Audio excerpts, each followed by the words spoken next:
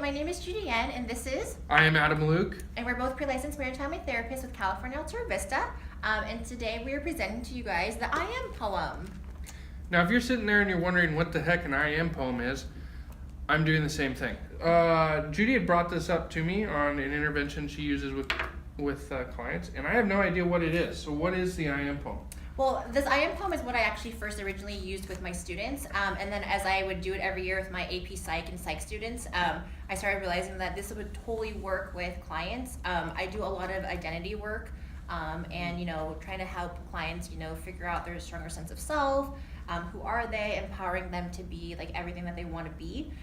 So what I have them do is I will have them fill this out, and there's just different formats. You can either use paper format. I've had clients do collages. I've also given them a blank mask, and then they can create a mask of kind of like who they are.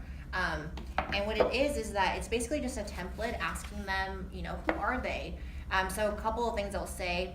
It says like, I am this, I wonder this, I hear this, I see this, I want this, I am this, I pretend, I feel, I touch, I worry, and then it kind of keeps going down. And what I found to be really powerful is that some clients will say I am, and they'll state their first and last name, but sometimes it can be, I am a husband, I am alone, I am, I'm sad.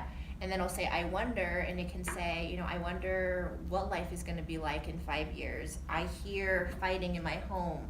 I see no future. I want, happiness in my marriage. So it gets to be very raw and vulnerable with them.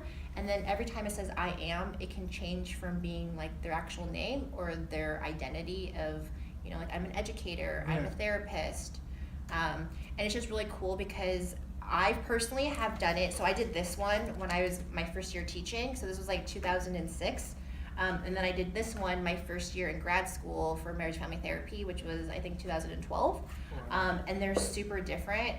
So if I was to do one now today, it would be very different. So it's something they can do with clients in early phase, middle phase, and end phase of treatment. That's kind of how I use it. So what I'm hearing is you have the possibility of doing like identity formation, for building up, or actually, and it sounds like you can actually rip apart insecurities. You can build up self-esteem, and so that we're actually finding our voice as we're going through this. Yeah, like who they are, and it's really cool to have the clients see where they first started. Like, okay, I am all these different things. And have it not be super secure or even having an idea of who they are. There's a lot of confusion in it or a lot of pain. And then when they leave, and at the end when they're terminating, they're just stronger, and they can kind of see the development of like who they are and their person, and they are stronger at the end of who they are and who they want to be and how closely it's been accomplished. So you would use this in early, middle, and end. If it's appropriate, yeah. Or even every year. So let's say we see our clients for a few years, I might do it at the beginning of every new year. Oh, wow. Yeah. Or every new school year. It sounds like very empowering. Sort of see where you come from, what you had been struggling with, and what you have moved past, and the new challenges in life. Yeah, and it's just like, it's nice to look back and just like, wow, like I was in such a broken place. I didn't know who I was. What is my voice? Does my voice even matter? And then at the end, seeing them like, yeah, like my voice does matter. This is who I am. And they just feel more empowered to be like who they are as they go forward. Wow, well, thank you for sharing that. You're welcome. So yeah, that is the I Am poem, guys. And you can always do it, to yourself too, I guess. Like you can always fill out, who are you in this season, and who did you used to be, and who are you going to be?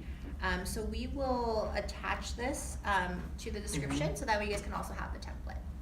So just to close out, one thing that I'd noticed with the different masks that she had painted and having used art therapy with clients is something that I really found cool. Judy had written one of her I Am poems down on this, and then she had obviously used art on it to sort of make it hers.